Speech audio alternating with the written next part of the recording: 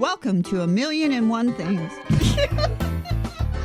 Girls, get it together. You have a show to do. Because it's cool to know stuff. Let's get started.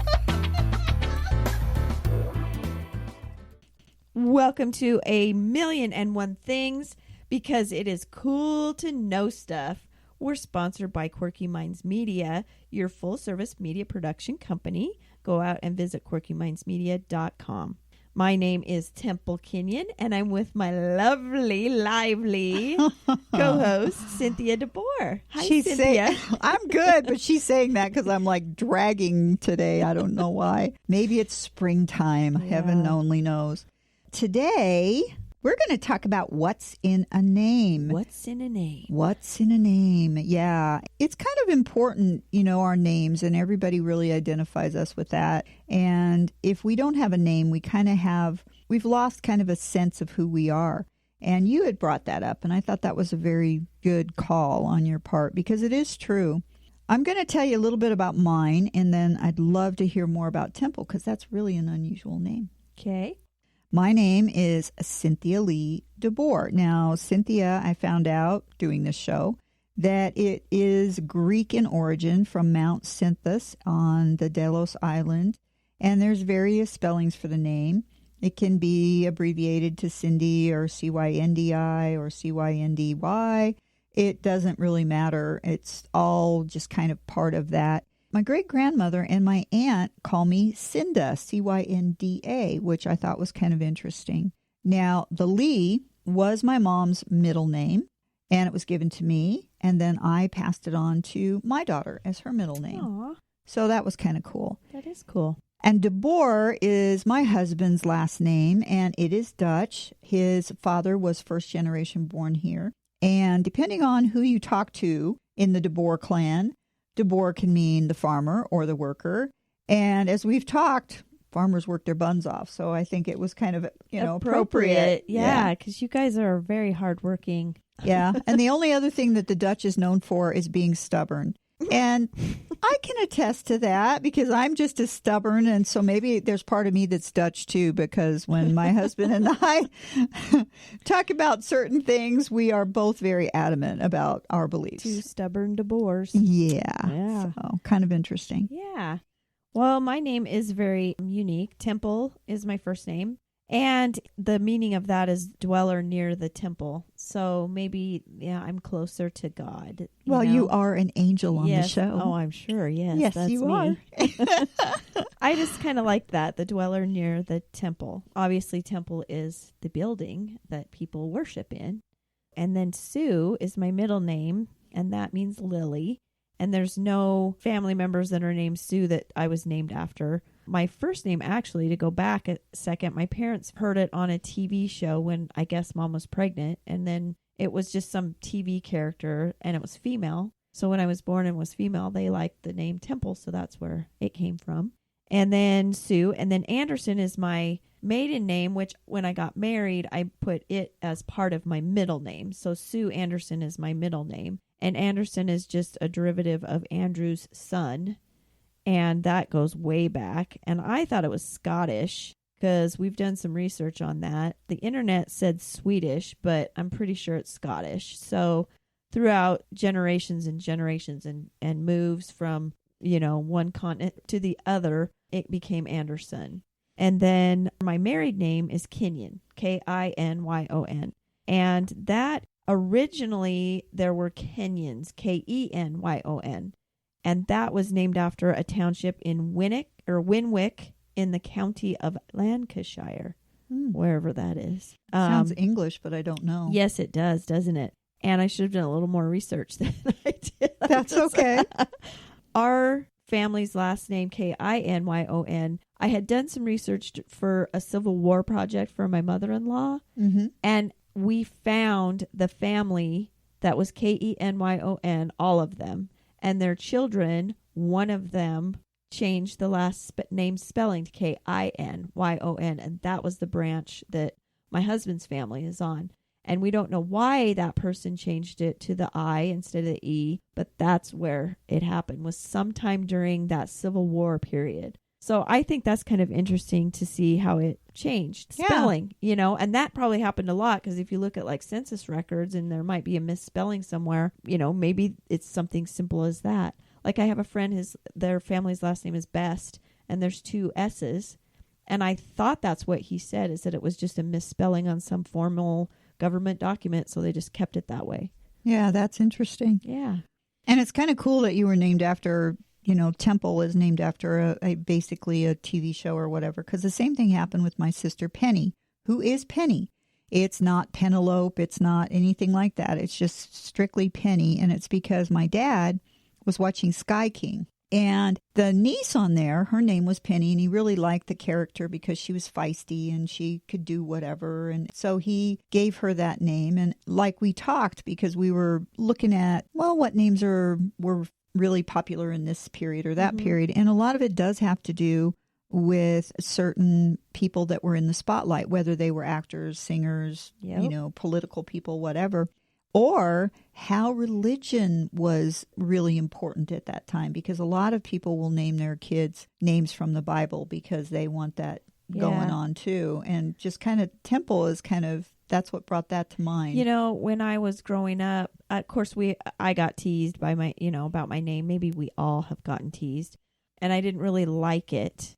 And so I told my mom and dad one day I was going to change my name to, and speaking of like people in the limelight, I was going to change it to Jamie Summers because that was the Bionic Woman's name. I am dating myself because I loved that show as a kid. I was going to be Jamie Summers Anderson.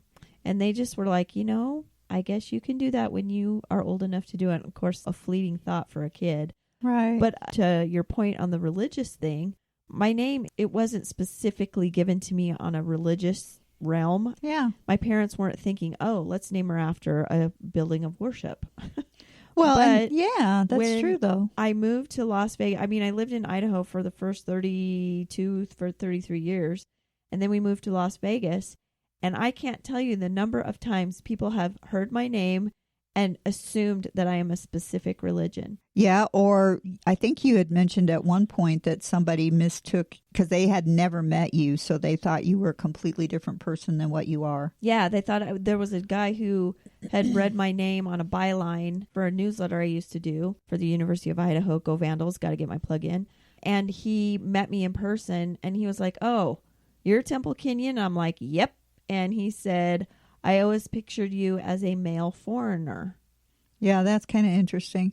And it is interesting, too. After you said that, I got to thinking because, there is a definite difference. Most of the time when you read something, you can tell if it was written by a male or a female because we have different traits. And reading that article, that had your byline and then going, yeah, I think this is a guy. That should have been another hint to him that it wasn't. But I guess Temple, just like we were talking, Tony, Chris, those kind of names, they can be male or female. Sure. So maybe that was I wasn't the deal. offended. I just was sort of like, wow, that's the first time I ever even thought of my name in that aspect, that it could be a male name or it could be like a foreign, he meant it was in a university setting and there's a lot of students that would come from other countries to go to school there. Right. And I think he thought, you aren't even, your nationality isn't United States. Right. So I was like, I've never thought of my name that way, but here I am.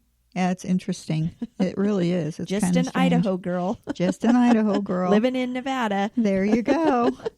And you had mentioned, too, since we're talking about, people coming from other countries and all of that, why don't you share your thoughts? Because this really hit me because it did happen in my family, but it was when people came here and landed in either Ellis or Frisco, how that worked. Yeah, it kind of, we were talking about names and how you are your name, and that doesn't mean you can't change it, which we can talk about, but back in the olden times, right, before tracking of people digitally or even before the census, I suppose, but even when the census was first going on, let's pretend like you lived somewhere like England and you got on the boat and you sailed across the ocean and you ended up at Ellis Island.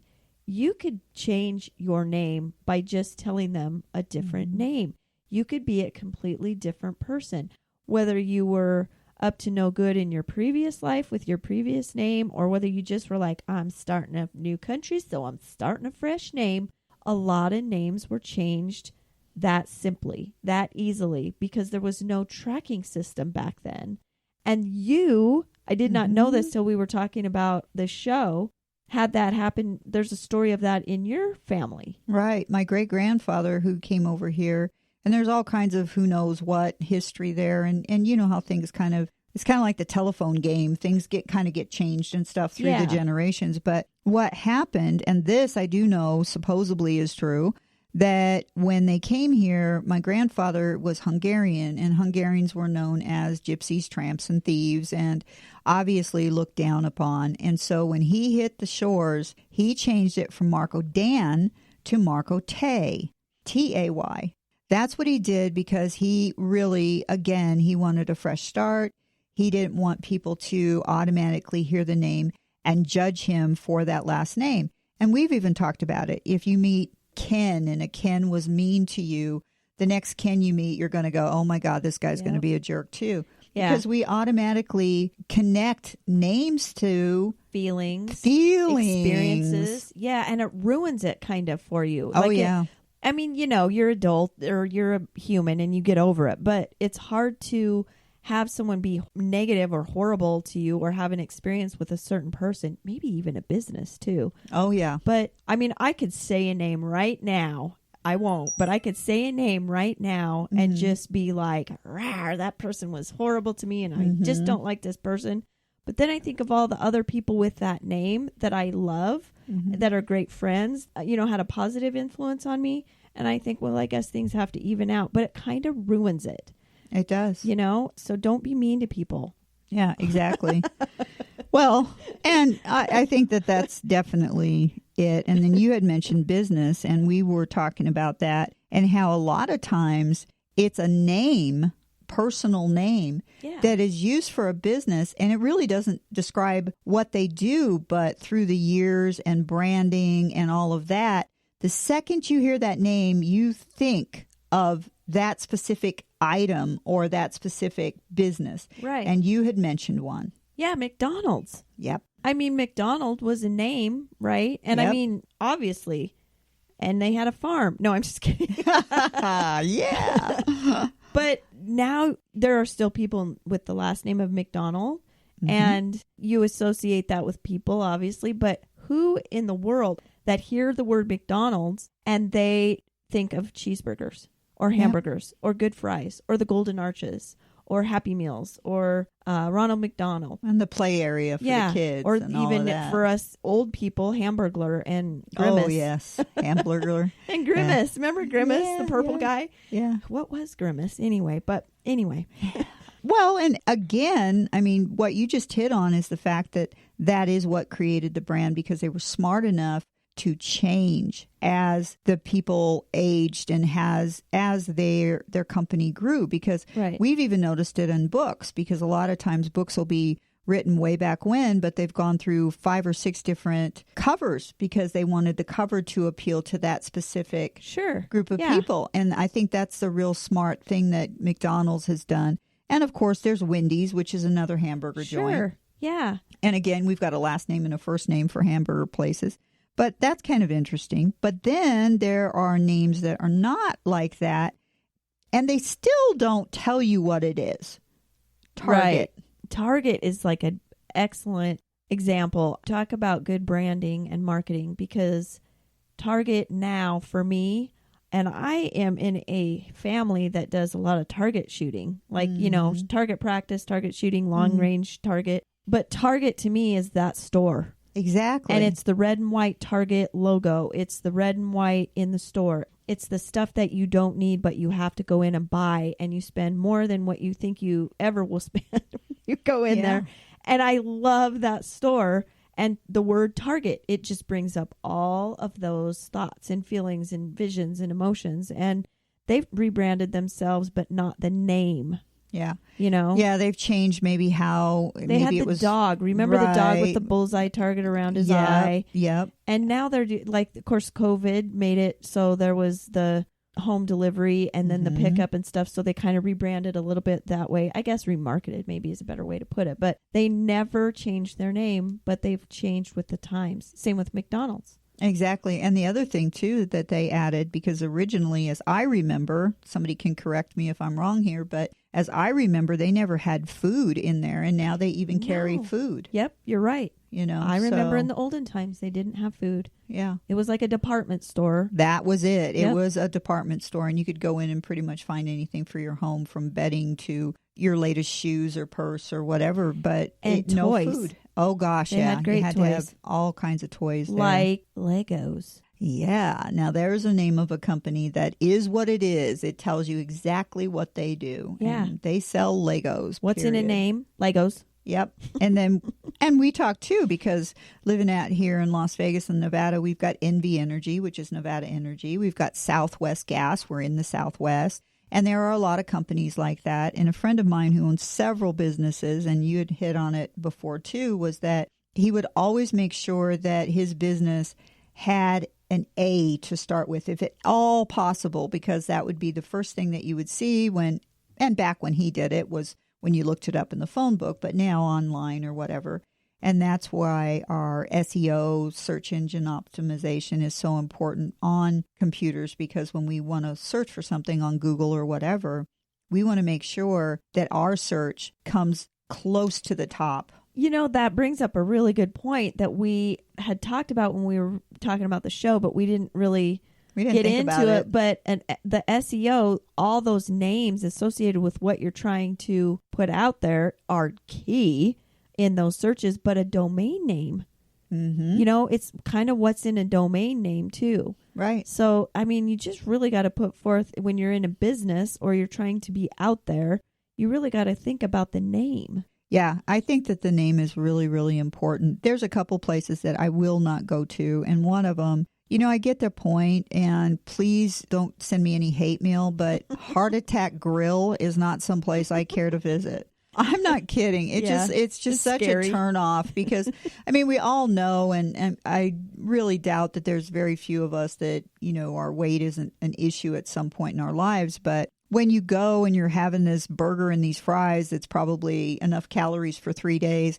You really don't want to think about the medical consequences too. Right. So. I've seen shows. I've actually been by there. I haven't been in there, because I think that, God bless them, their food would I probably can't eat their food because it's got a high fat content, but it looks delicious, right? Yeah. But it's a great marketing and branding, and the name says, it's kind of a joke, I hope. But by the same token, I wonder if they've ever thought about changing it, Yeah, it's like the Roadkill Cafe. No, thank you. Yeah, I've been there, actually, to a Roadkill Cafe on Route 66, and it's okay.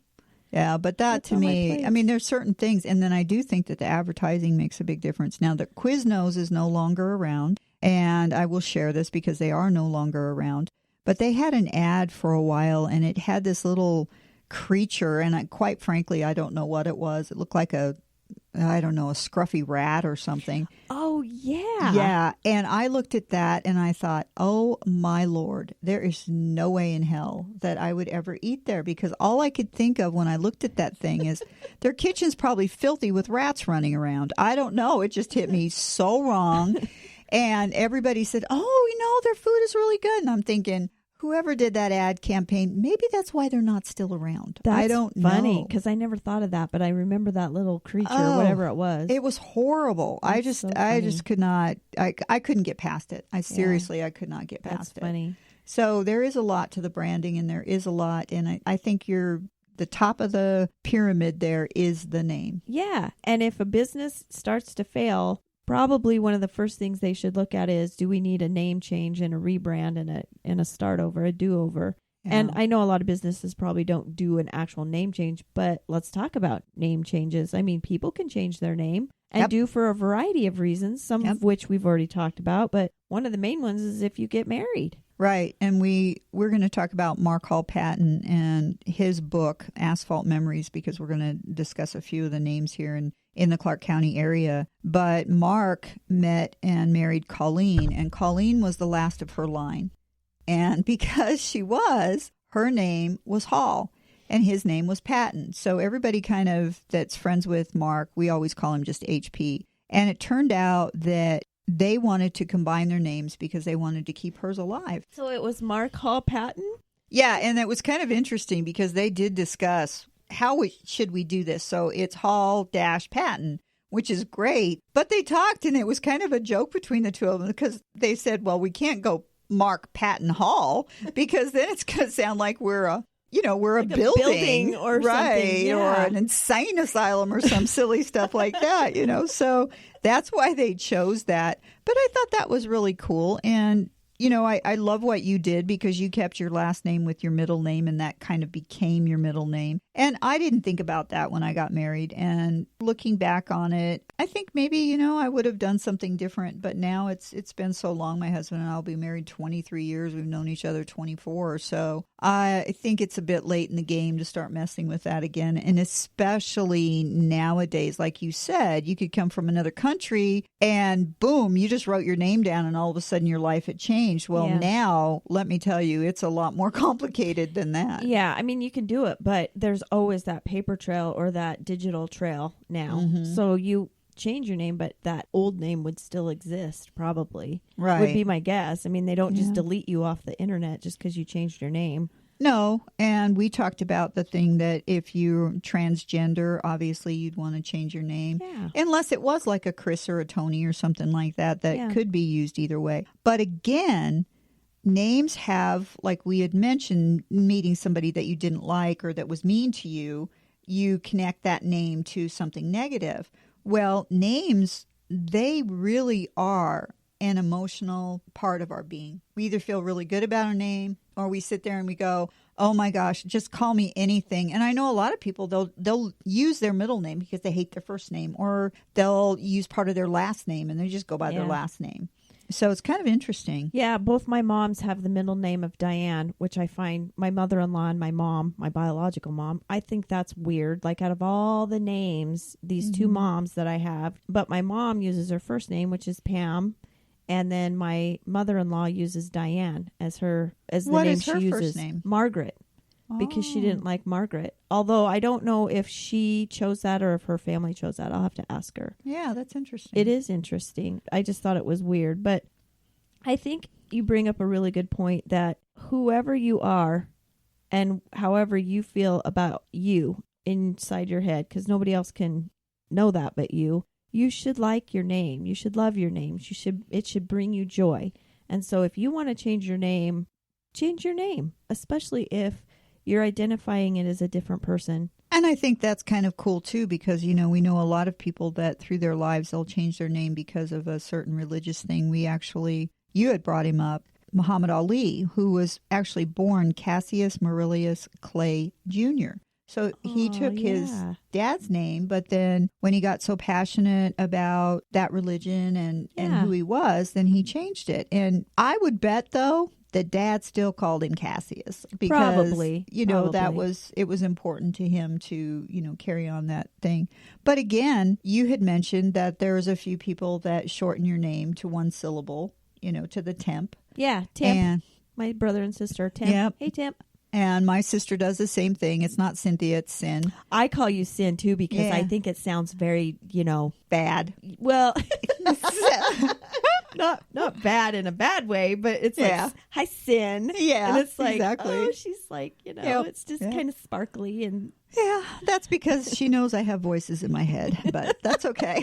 Well, they usually come out on the mic, so they do. To our benefit, right? Yeah. Yeah, I have a problem with my filter sometimes, so No, don't believe it. Don't believe it. And it's funny because I wanted to, name my daughter Hannah, which I did some research, and it's actually a very colonial name. And I love the name Hannah, and I've actually known a few Hannahs, and they've been beautifully wonderful people inside and out. And that's what I wanted to name my daughter. And my mom was like, hard-hearted Hannah, you can't do that.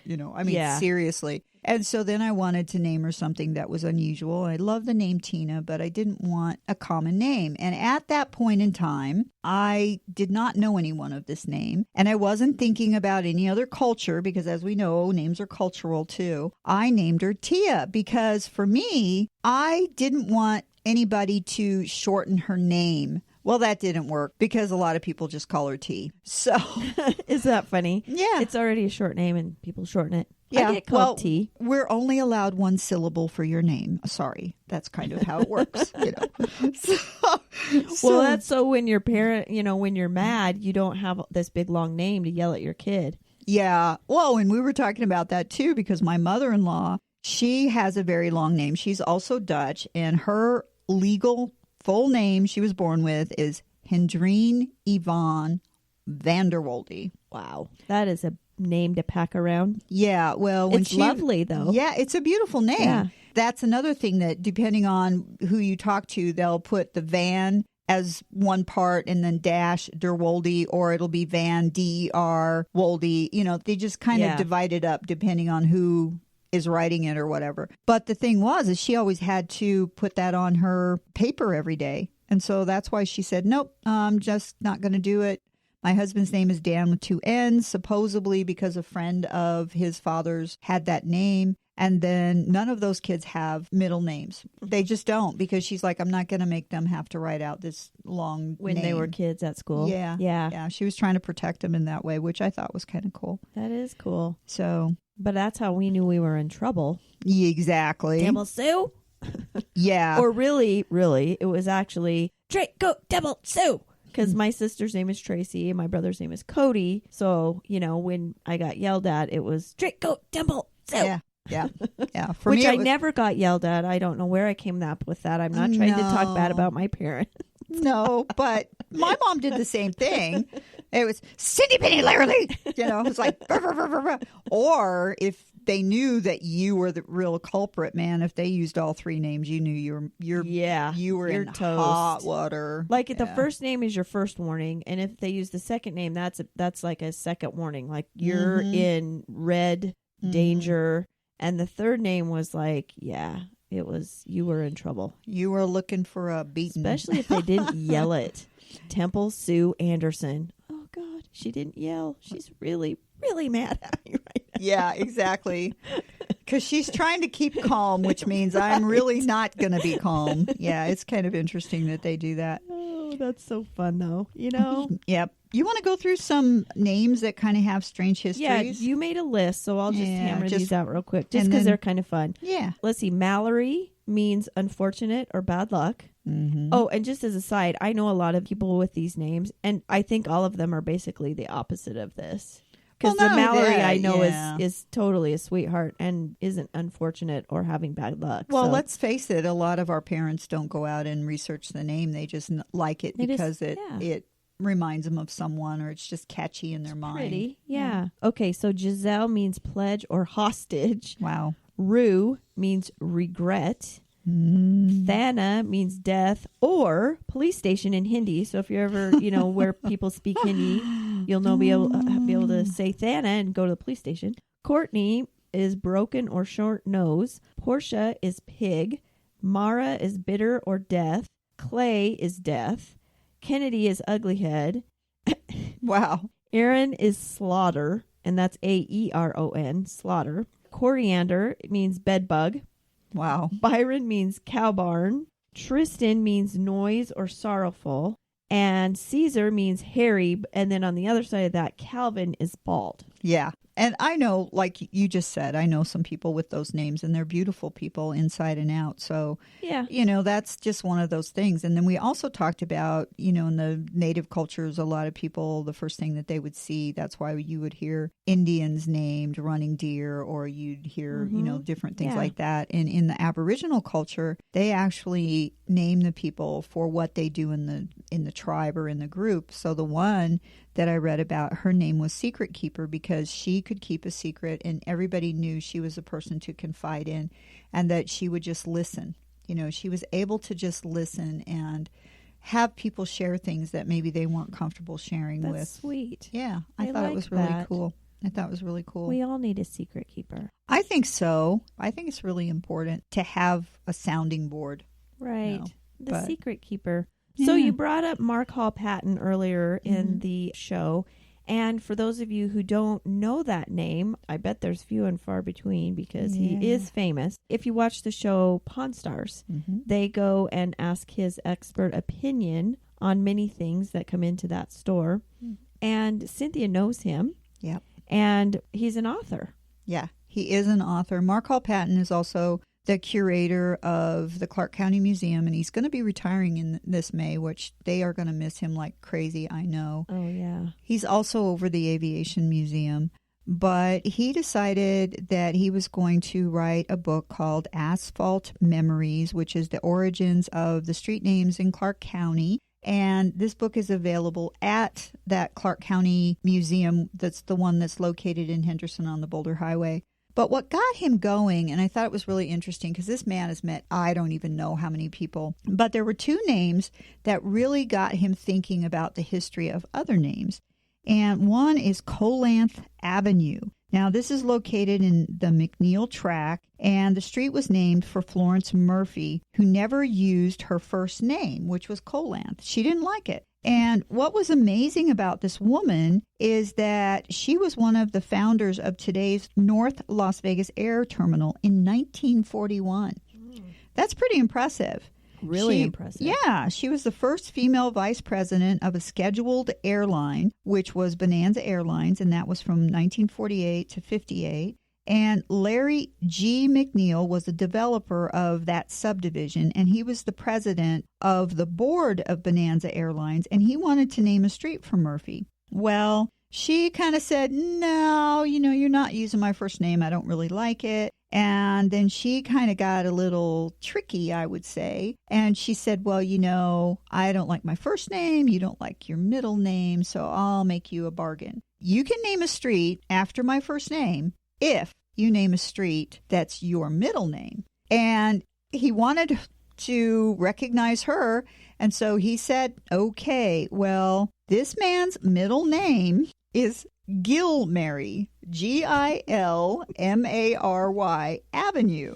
Now, it's located in Bless his heart. Yeah, located in, it's kind of like the boy named Sue kind of thing, I guess, you know. It's located in Hunt Ridge Development, and it's named for him. His name was Lawrence Gilmary McNeil. Now, he was the contractor and the builder of that subdivision, as well as the basic magnesium plant in Henderson. Wow. So he had a lot of connections to this town. Yeah. McNeil Construction was a major builder in the Vegas area. According to Florence Murphy, she allowed her first name, Colanth, to be used for a street only if McNeil would agree to use his middle name for a street. And it was kind of funny because Mark said that he had actually met Lawrence's family after he had passed, and some of them never knew his middle name. Isn't that funny? Yeah. So that started the book, and then we're going to finish on a really funny one. Now, this one, he was kind of pushed into checking out because it just seems so funny. It's a street that's off Boulder Highway and Sunset,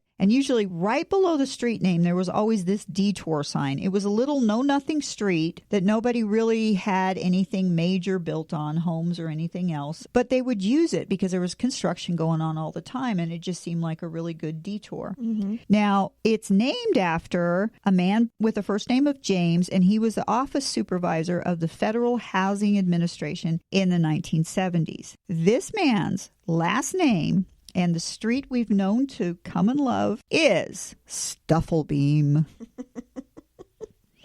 Yep, we got it. It's Stufflebeam. It's like a Sesame Street character's name. Exactly. It's so cute. I just love it. I just love it. We're going to have to go see if we can find these streets, if they're still in existence. Oh, I'm sure they are. Yeah. I'm sure they are. Take pictures. So, yeah. And my mom has a street named after her, which is kind of cool. That was in Arnold, Missouri, where her grandmother, my great-grandmother, had some land, and it used to be used for farming, and then they built homes on it. Actually, my mom has the pride and joy of being the only grandchild that has a street named after her, because what my grandmother did is she named 3 of the streets after her 3 daughters. But there's only one Beverly Drive. And Beverly Drive. Yeah. That's fun. Yeah. That is cool. It is kind of cool. And like we said, names are really important, and we need to embrace it. I know for a fact when you meet women that have just got married and they've taken their husband's name and they're newlyweds and they're all excited and they just can't wait to say their full name because it connects them to their husband.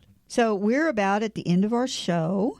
And again, I'm Cynthia Lee DeBoer, and I'm with my beautiful co-host, Temple Sue Kinyon.